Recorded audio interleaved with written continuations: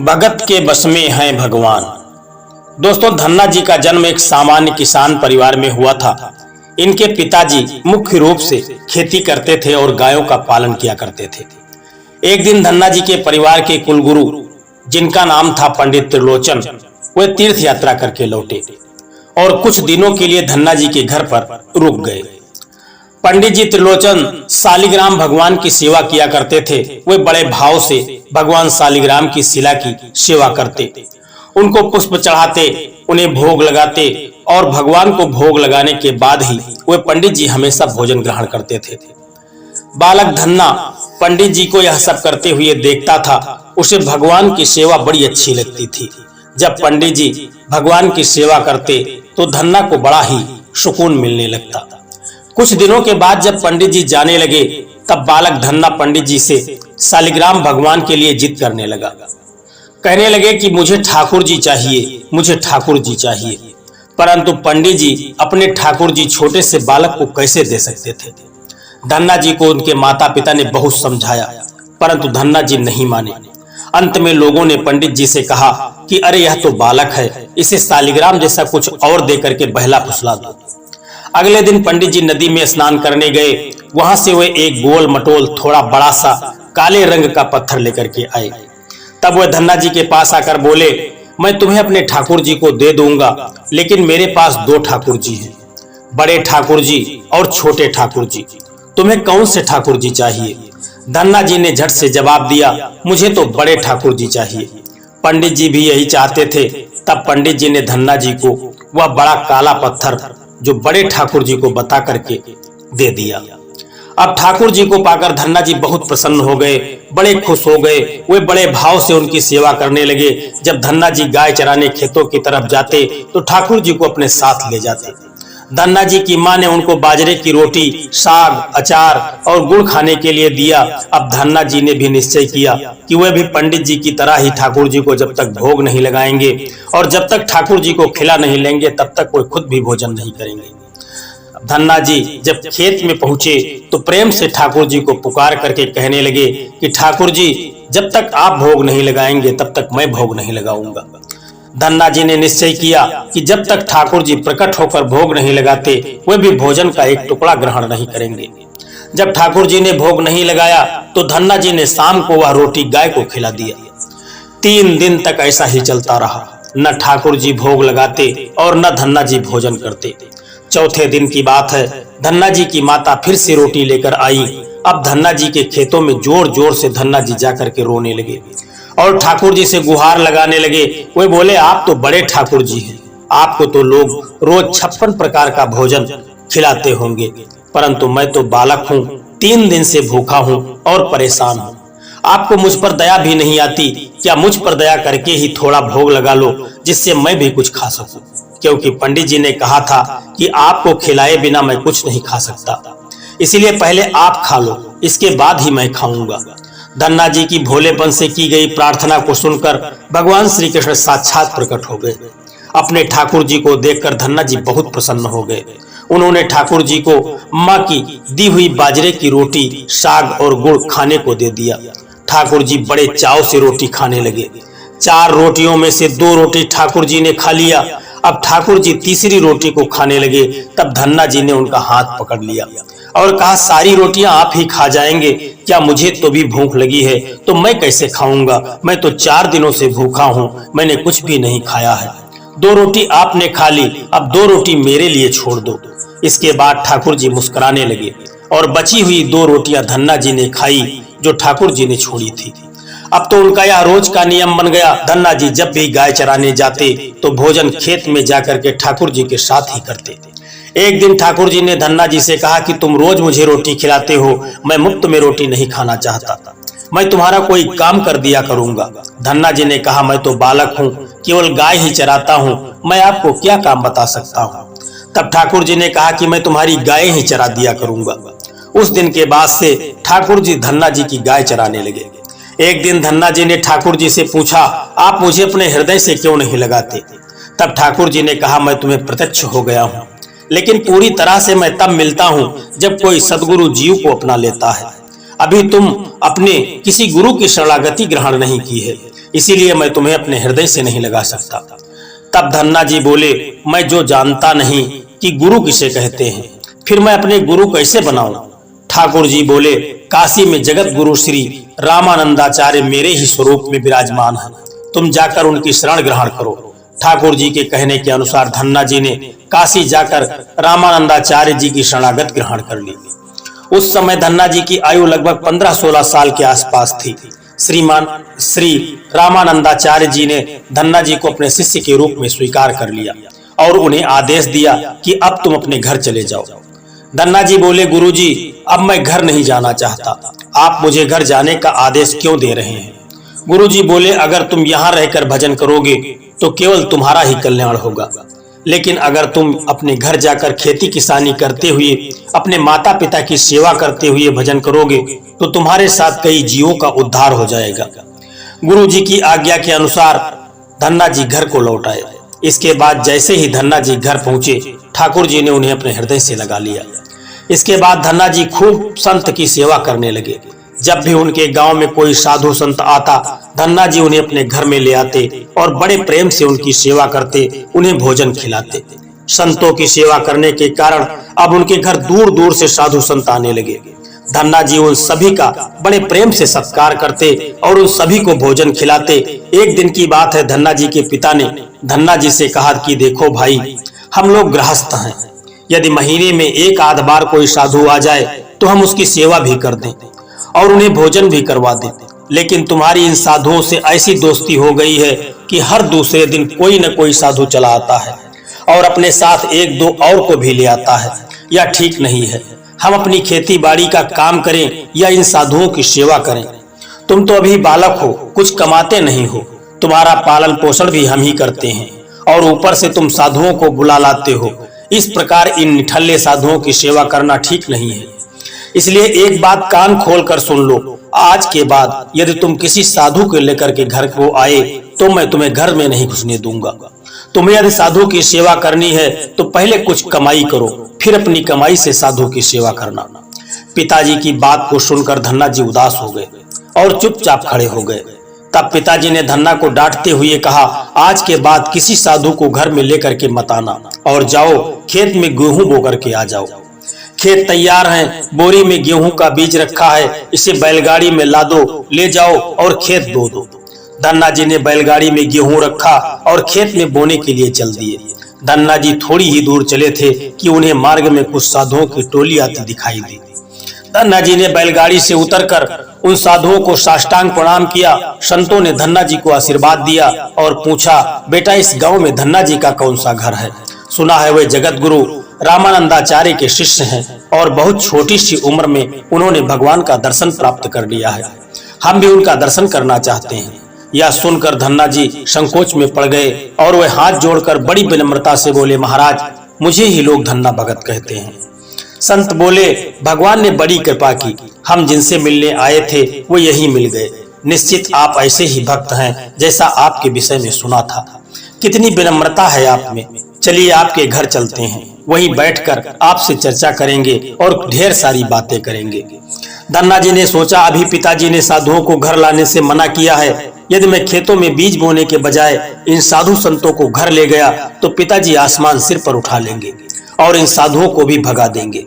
तब धन्ना जी कुछ विचार करके बोले, महाराज अभी घर में कोई नहीं है, मैं भी खेतों की तरफ जा रहा हूँ, आप भी मेरे साथ वहीं चलिए। संत बोले, ठीक है, हमें तो आपसे मिलना था और आप जहाँ भी ले चले हम वहीं चलेंगे। फिर धन्ना जी उन सभी को खेत पर के लेकर के चले गए। खेत में एक पेड़ के नीचे बने हुए चबूतरे पर साधुओं को बैठा करके बोले, महाराज आप यहीं पर कुछ देर तक विश्राम कीजिए, तब तक मैं आपके लिए भोजन पानी की व्यवस्था करता हूँ। इतना कहकर धन्ना जी वहां से बैलगाड़ी लेकर के चले गए। बैलगाड़ी लेकर धन्ना जी सीधे बनिया की दुकान पर पहुंचे। वहां पर उन्होंने बैलगाड़ी में जो भी बीज गेहूं खेत में बोने के लिए रखा था उसे बनिया को बेच दिया और उसी से दाल चावल और जो भी उससे बनने वाला पदार्थ था, चूरमा, सारा सामान खरीद लिया। सामान लेकर धन्ना जी खेत पहुंचे। वहां पर संतों के साथ मिलकर बहुत बढ़िया दाल बाटी और चूरमे का प्रसाद बनाया। भगवान को भी भोग लगाने के बाद बड़े प्रेम से संत और धन्ना जी बैठ करके भोजन किया। इसी बीच भगवान की चर्चा भी होती रही। संतों को भोजन करवाने के बाद बड़े प्रेम से धन्ना जी ने उनको विदा कर दिया। संतों के जाने के बाद धन्ना जी सोचने लगे कि बीज वाले गेहूं को तो बेच करके मैंने संतों को भोजन करा दिया, अब खेत में क्या बोया जाए। अगर पिताजी बीज मांगेंगे तो मैं कहां से बीज ला करके दे दूंगा, और यदि खेत में कुछ पैदा नहीं हुआ तो मैं पिताजी को कौन सा जवाब दूंगा। यही सोच करके धन्ना जी ने बोरियों में रेत भरी और आसपास के लोगों को दिखाने के लिए उसी रेत को वे खेत में बोने लगे।